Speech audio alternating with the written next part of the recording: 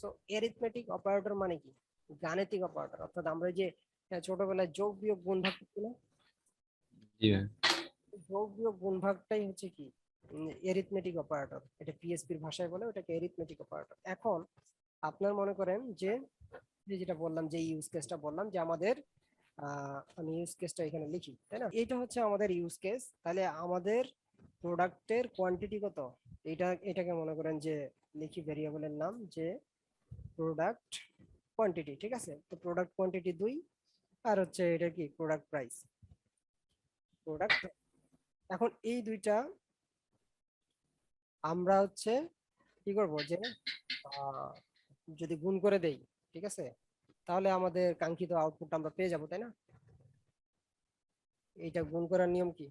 এই যে স্টার, তো স্টার সিম্বল দিয়ে হচ্ছে গুণ করা যায়, ঠিক আছে? তো এই যে দেখেন আমাদের কিন্তু গুণ চলে আসে, যোগ দিয়ে যোগ হয়, মানে প্লাস সিম্বল দিয়ে যোগ হয়, মাইনাস সিম্বল দিয়ে বিয়োগ হয়, স্টার দিয়ে গুণ হয়, হচ্ছে এই যে স্ল্যাশ। প্রোডাক্ট প্রাইসটা যদি আমরা কোয়ান্টিটি দিয়ে ভাগ দেই, তাহলে আমরা কি করব, পার হচ্ছে প্রোডাক্টের প্রাইস পেয়ে যাব। এই ইউজ কেসের ক্ষেত্রে এটা ছিল। এখন মনে করেন যে আপনাকে আমি বললাম, এবার ইউজ কেস কি, যে আপনার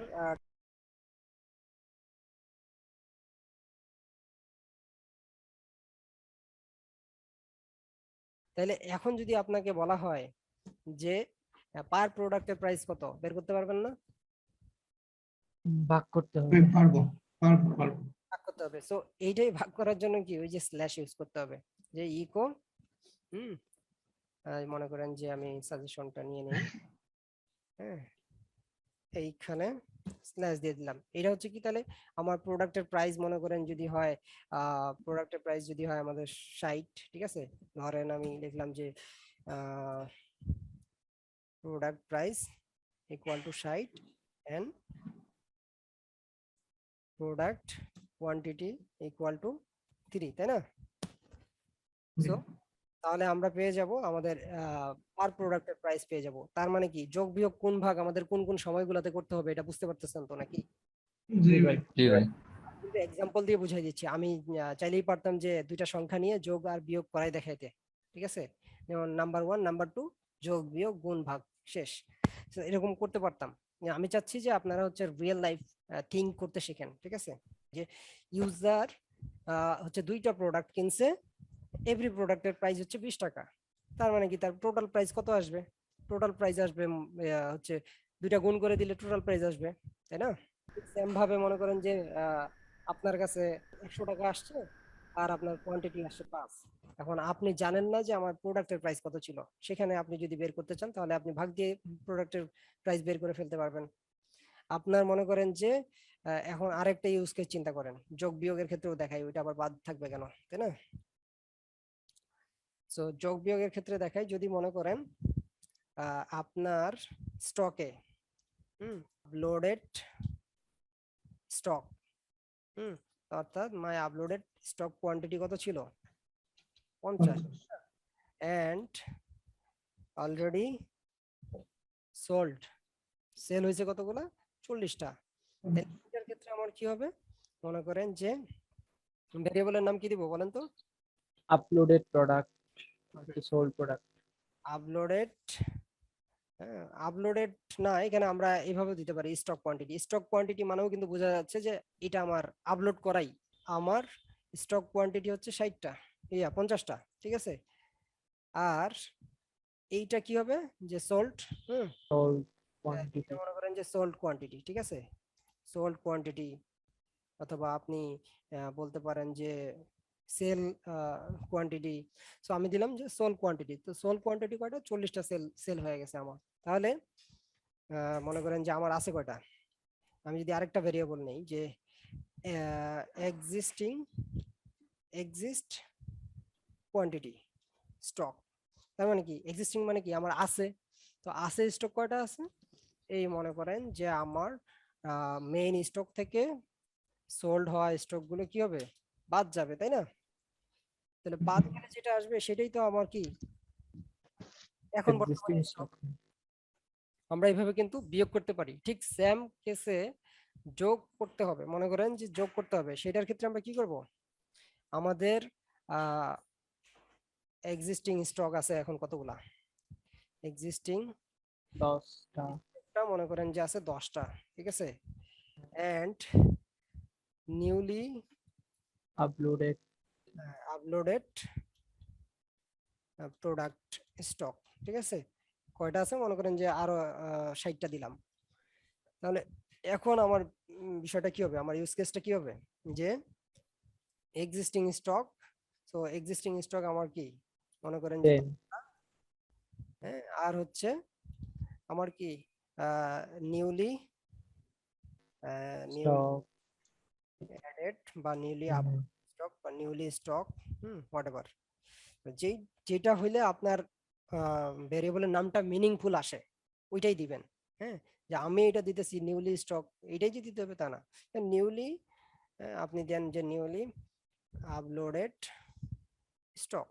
সো এটা হচ্ছে ভাই এইচটিএমএল ক্লাসের নামের মতো, তাই না? যেটা ইচ্ছে দেওয়া যাবে। যেই টাইপের দেওয়া যায়, এক্স্যাক্টলি।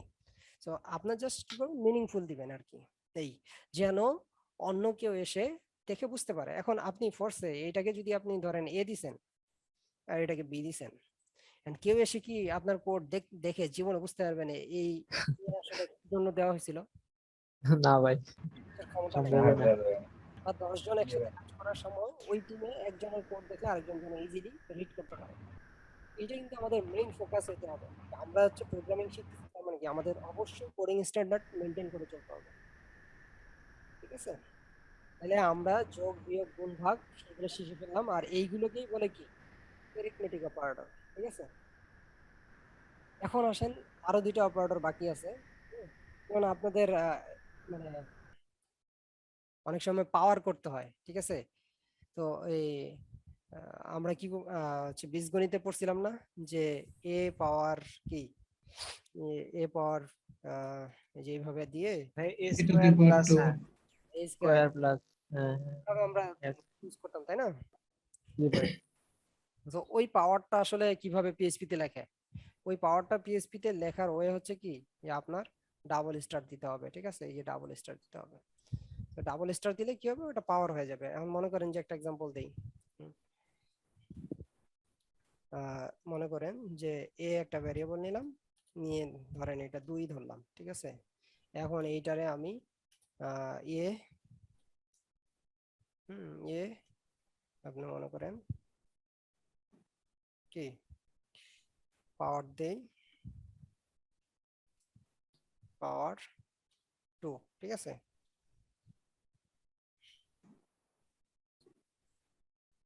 আর হবে না। সো এই যে 4 হয়েছে, ঠিক আছে। দেখেন আমাদের শেষ একটা আমাদের অনেকগুলো হ্যাঁ হ্যাঁ হ্যাঁ। সো আমরা একটা ব্রেক দিয়ে নেই, তাই না?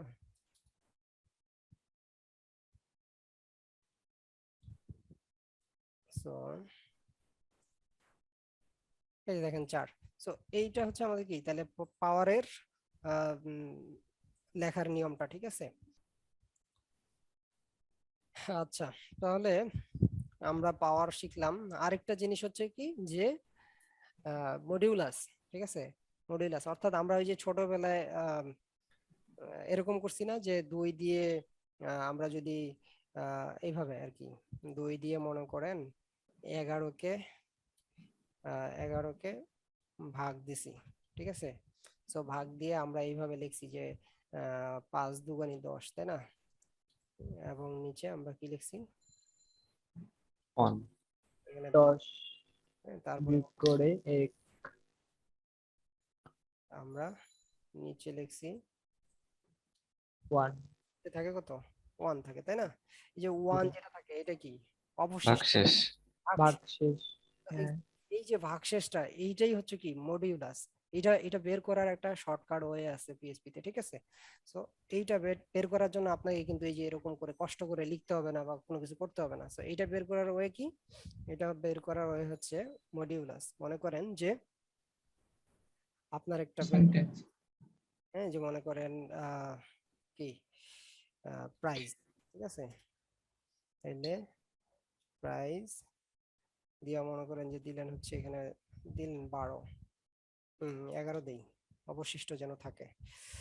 আর হচ্ছে এইটাকে যদি আমি এখন ইকো দেই 2 দিয়ে এটাকে মনে করেন ভাগ দিব, সো